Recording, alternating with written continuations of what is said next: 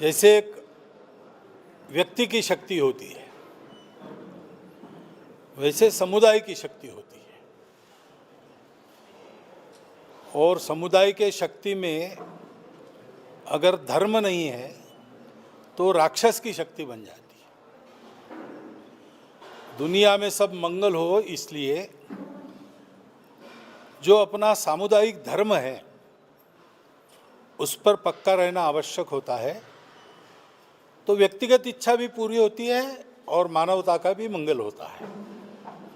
इसलिए अपने धर्म को समझना, अपना सनातन धर्म है,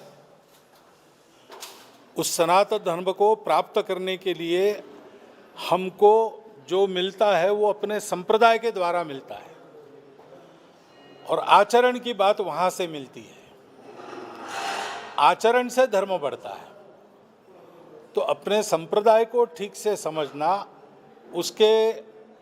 उसने जो प्रदान किया है उसके अनुसार आचरण रखना और अपनी संगठित शक्ति बनाना जो धर्म की रक्षा करती है, इसका मतलब सारे मानवता की रक्षा करती है।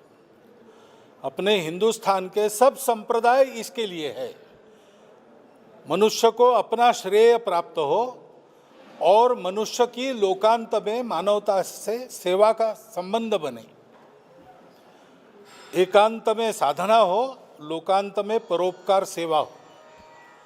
तो ऐसा जीवन जीने के लिए हम युवा लोग, जैसे आजकल भारत के युवा ज्ञान विज्ञान में बहुत अग्रसर हो रहे हैं, वैसे उनको अपने परंपरा, धर्म, संस्कृति के आचरण में भी पक्का होना पड़ेगा।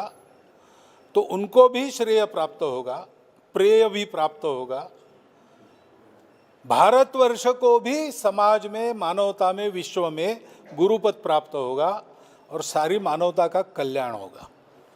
और इसलिए हमारा कर्तव्य ये है, हम अपने अपने आचरण पर पक्के रहे, अपनी अपनी परंपरा में पक्के रहे और सबको जोड़ते चले जाए। क्योंकि अलग अलग पंथ संप्रदाय है, उसके कारण किसी को अलग नहीं रखना, सब अपने अपने संप्रदाय में पक्के रहे और मिलजुल कर चले।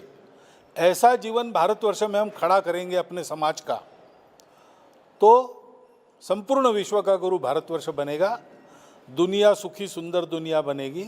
और हम भी अपने सब प्रकार के पुरुषार्थ, 4 है ना, धर्म अर्थ काम मोक्ष, तो चारों पुरुषार्थों का अर्जन इसी जीवन में कर सकेंगे। बोलो भारत माता की जय।